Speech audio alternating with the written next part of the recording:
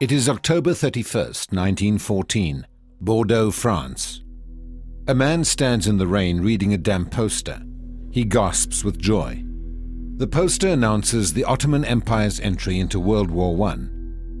The man, Vladimir Ze'ev Jabotinsky, knows that as long as the Ottomans rule Palestine, the Jewish dream of making it their own state will never become a reality. But here lies opportunity. With the Ottomans joining the Germans against the Allies, the Jews have the chance to win their state in battle, to fight alongside the Allies in an all-Jewish military unit.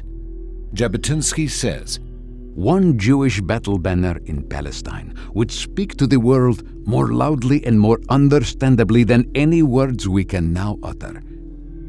But Britain will agree only to form a Jewish transport unit. It consists of Jews the Turks had exiled from the Holy Land. They are led by a remarkable Gentile British officer, Lieutenant Colonel John Henry Patterson. He relates in his book with the Zionists in Gallipoli.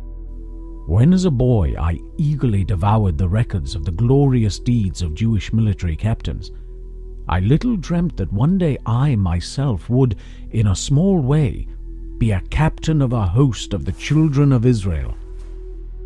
The roughly 600-man Zion Mule Corps, as it came to be known, performs well. But Jabotinsky continues to lobby in London for something much bigger. He imagines a Jewish army estimating the potential reservoir of recruits at 60,000. He did not foresee the difficulties. England's War Office is not in favour. Neither are the Jews of London's East End, the manpower on which Jabotinsky hopes to draw his recruits. The upper crust Anglo-Jewish aristocrats oppose it for their own reasons, as does the official Zionist organization. Then, in October, a golden opportunity. 120 men from the Zion Mule Corps, recently disbanded, show up in London. They've re-enlisted. Jabotinsky writes to the new Prime Minister Lloyd George, who asks that the War Office consider Jabotinsky's proposal afresh. That very day, Jabotinsky enlists with the 20th London Battalion, where the Jews from the Zion Mule Corps have ended up. There were now only 60 of us. This was the true nucleus from which the Jewish Legion grew. These former mule drivers eventually played the part of backbone veterans, the indispensable framework of the structure. The Legion still needs a commander. It is argued that a Jew should lead it, but Jabotinsky has other ideas. This historic privilege had been faithfully won by another, by the man who had not been ashamed to undertake the leadership of the mule drivers and who had converted them into a fighting corps. Even though he is not a Jew, he must be our colonel, and I hope that one day he will be our general. Patterson. The Jewish Legion becomes fact on July 10, 1917. Their anthem, the Marching Song of the Judeans, is written by British poet Nina Salomon. Zion, our mother, calling to thy sons, we are coming to thine aid.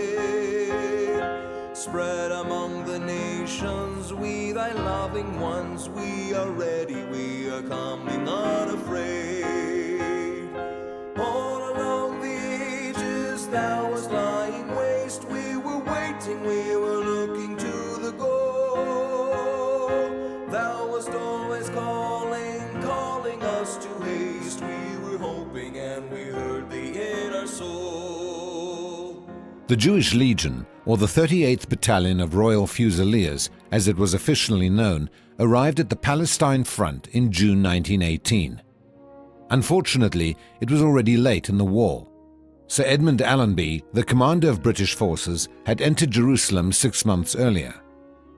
The Legion came to consist of 2 additional battalions, the 39th, a group of mainly American Jews, and the 40th, made up of Palestinian Jewish volunteers. The 38th and 39th reached the front in time for Allenby's great September 1918 offensive to finish off the Turks. The Legion is ordered to capture a Turkish fort, and Jabotinsky takes part in the operation. Patterson noted, It is a curious fact that the whole movement of the British Army in Palestine, which swept the Turks out of the country, was actually pivoted on the sons of Israel who were once again fighting the enemy, not far from the spot where their forefathers had crossed the Jordan under Joshua. For the Jewish Legion, the war does not end on the battlefield. Jewish soldiers are subject to such discrimination that Patterson, disgusted, sends in his resignation. It is rejected.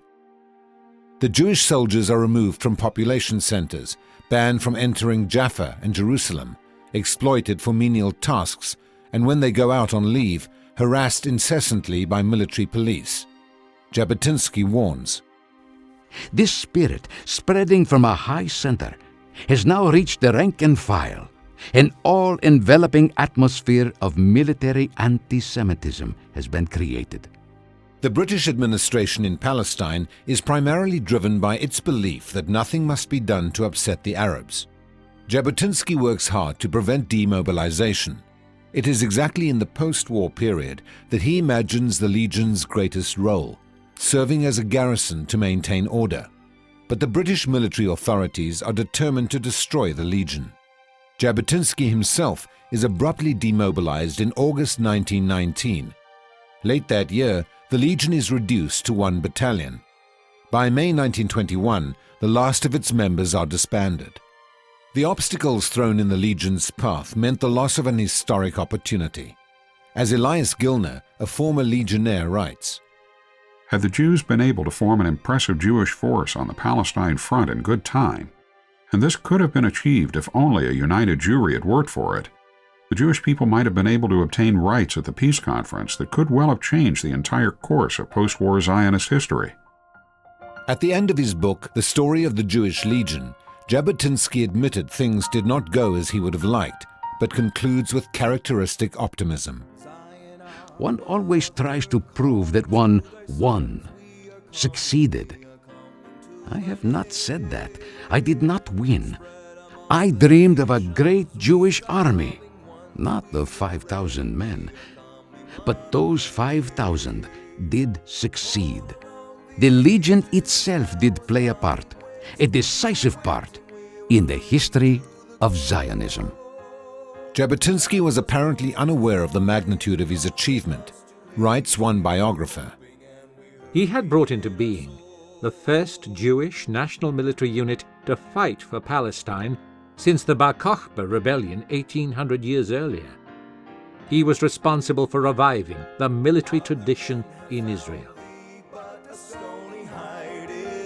Can bring the blessings to thy soil. Only we, thy children, precious in thy sight, we shall prove thee, we shall save thee by our toil. Zion, our mother, now thy sons depart. We are coming while thou watchest there alone.